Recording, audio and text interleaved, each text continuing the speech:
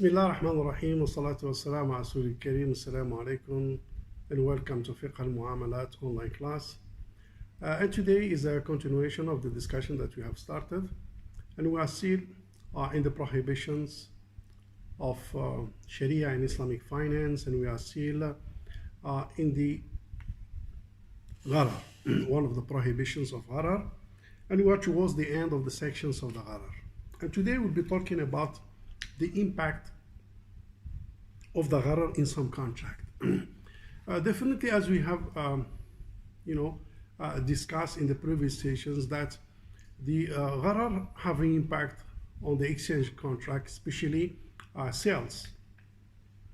But if you look at the some contract, like for example Rahan, we'll see that the impact of Gharar is less, meaning that despite the existence of the Gharar in some contracts such as Rahan, for example, the Rahan still valid contract. And one of the example is that Rahan, for example, if the asset is lost, such as a car, from Sharia standpoint, still you can charge that car, and the charge or the Rahan still valid. Let's say, for example, you have a car, and last few days you lost that car and you are still looking for it, and you need a kind of Rahan. Then you want to charge that car as a Rahan or not. So whether that car could be accepted or not. From Sharia standpoint, yes, that car, despite it is lost and you are still looking for it, but you can still charge it, despite the existence of the Gharar. So what I'm trying to say is that the impact of Gharar on Rahan is not that significant, whereby you still can charge the Rahan, but of course you cannot take a course of actions against the car. Only when it is found, then you can liquidate and sell the car in case, for example, the borrower or the debtor default to meet his obligation.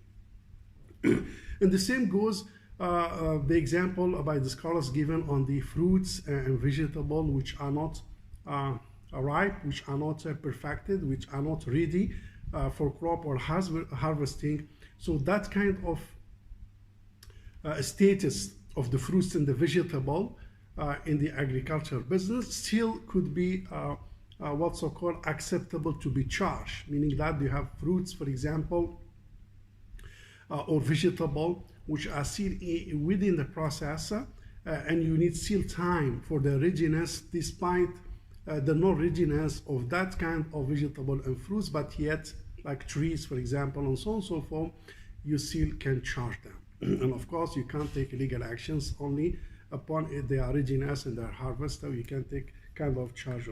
So the point here we're trying to say is that despite the Gharar is a prohibited element, but again, the existence of the Gharar doesn't destroy all contract, doesn't impact all the contract, doesn't have a significant impact on every contract, but it depends what contract we are talking about.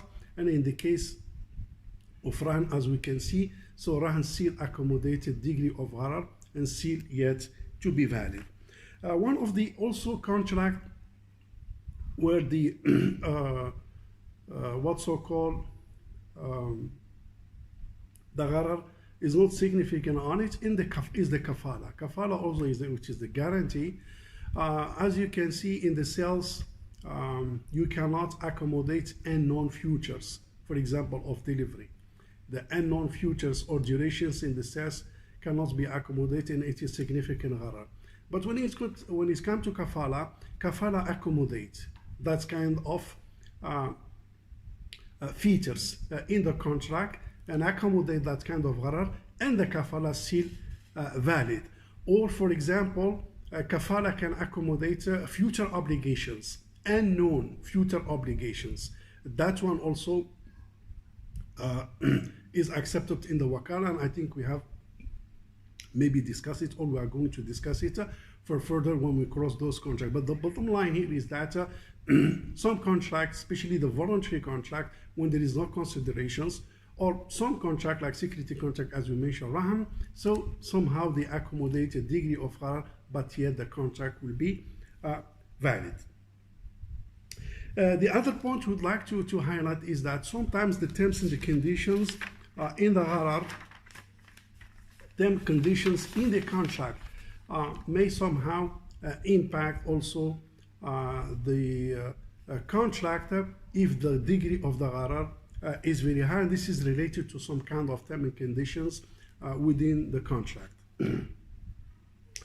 And one of the terms and conditions that may impact the contract is the unknown options, or options with unlimited time or unlimited known time. So you don't know exactly what kind of limit this option has.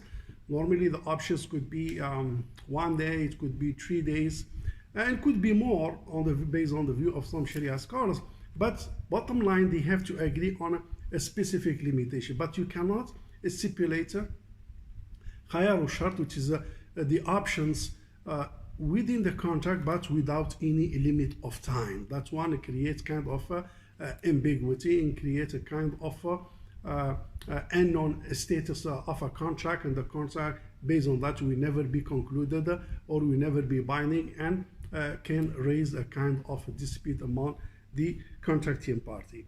One of the other also examples that may impact the terms and conditions of the what's so-called contract is what's so-called bay'u taniya. Bay'u taniya is a kind of bay'un wa shart, is a kind of sales with conditions, and it is a terminology more popular within the Maliki school of law. And bay'u taniya is a kind of a sales with exception, meaning you exclude something from the sales. But the problem is that what you have excluded is unknown. Like for example, you say, I hereby sold you four apartments except one, but you don't identify which one. I hereby sold you 4 cars except one, but you don't identify and specifically mention which one from these 4. I hereby sold you this tower or this building with the exceptions on 1 floor, but you don't mention which floor. I hereby sold you this 10 mobiles except one, so which one you didn't mention. So the problem here is that it's a sales with an exceptions of 1 or 2 items, but you never identify those items. That creates ambiguity.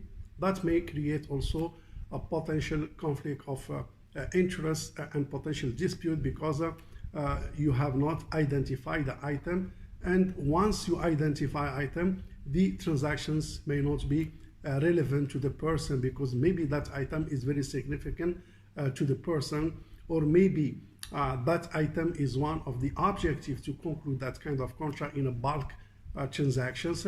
Then when you exclude it later on, so it may raise a kind of harm. Of course, it raises a kind of impact or kind of dispute, but lead also to a kind of potential harm and hardship and unfairness to one of the contracting party. This is why when you exclude something, it has to be specified, it has to be mentioned, it has to be agreed upon, to avoid any kind of ambiguity, uncertainty, or a kind of dispute among the contracting party. So this is, in overall, the Gharar that we have discussed it, and it is one of the prohibition of the contract. This is the definition of the Gharar, the type of the Gharar, the classification of a Gharar, the existence of Gharar, its scope in the expression of the contract, in the subject of the contract, price and goods, and it is in the term and the conditions, along with some types and how the Gharar may or may not impact the contract. Depends whether it is on the exchange contract or it is on the warranty contract, and so on and so forth.